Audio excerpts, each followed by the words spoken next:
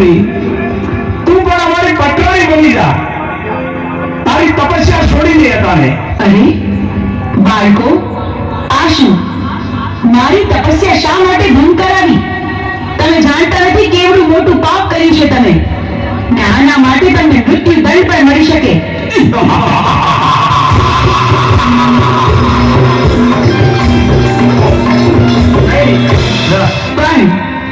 પણ તમે મારા બાળકો છો માટે હું તમને મારતી નથી. માટે જાઓ, પાછા ચાલ્યા જાઓ અહીંથી.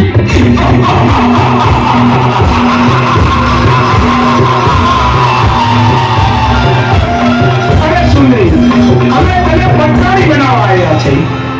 શું કહ્યું? સાક્ષાત શક્તિનું સ્વરૂપ, મને આદિ શક્તિને તમે પટરાણી બનાવશો? હા, અમે તને પટરાણી બનાવવા આવ્યા છીએ. તમે શું બોલો છો એનું ભાન નથી તમને. અમે ભાનમાં જ છીએ. પણ આવું અધમ કૃત્ય કરવાનો વિચાર તમને આવ્યો છે, એની સજા તમારે ભોગવવી પડશે.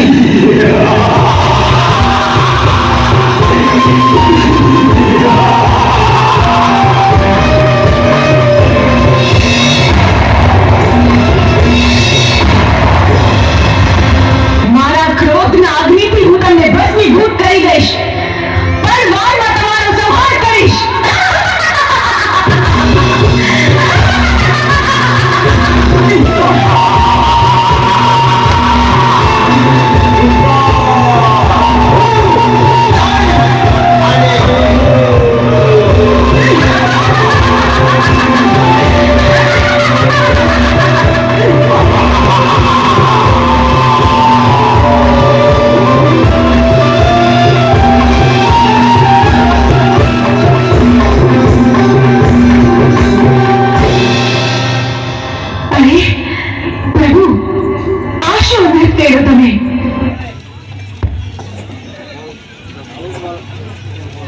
મહાદેવ, આ મારા રસ્તા પર આડા સુવાનું કારણ શું?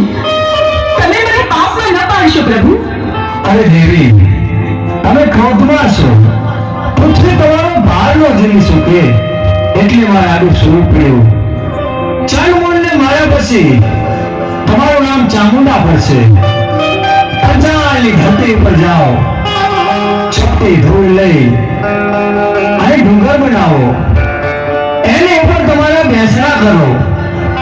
દુખ્યા તમારા ભારે આવશે, એના દુઃખમાં રાખજો. ભલે પ્રભુ, જેવી તમારી આજ્ઞા. આપે કહ્યું તે જ પ્રમાણે થશે. ચોટીલા ડુંગરે બિરાજમાન થઈને